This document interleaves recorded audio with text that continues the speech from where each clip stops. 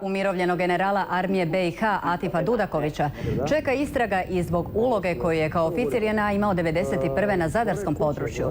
Nova TV naime posjeduje ekskluzivnu video snimku u kojoj se vidi da Dudaković naređuje napade na općinu Lovinac i okolna sela u Zadarskom zaleđu. Nakon što spomenutu snimku usporede s ostalim materijalom kojim raspolažu, Hrvatsko državno odvjetništvo istražit će njegovu krivnju.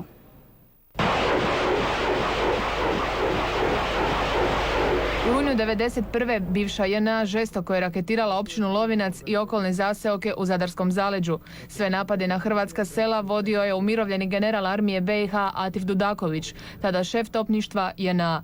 Ti ćeš se raznesti ovako u ovom rejonu malo visočije gore, biti u spremnosti da izletiš i preuzet ćeš komandu i nad Vukšićem, jer ti si kapetana, ne on. 10-minutni zapis koji o tome svjedoči Beogradska je televizija prikazala prije 15 godina. 5 mjeseci ovo je područje bilo u okruženju. Paljene su kuće, katolička crkva. U napadima je stradalo 40 hrvatskih civila. Sudbina nekih još se ne zna.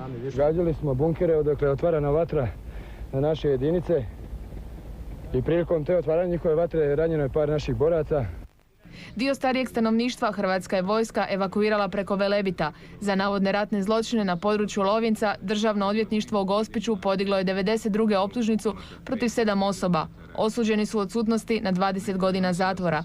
5 su u međuvremenu postala dostupna hrvatskom pravosuđu. Ponovno im se sudi na Riječkom sudu.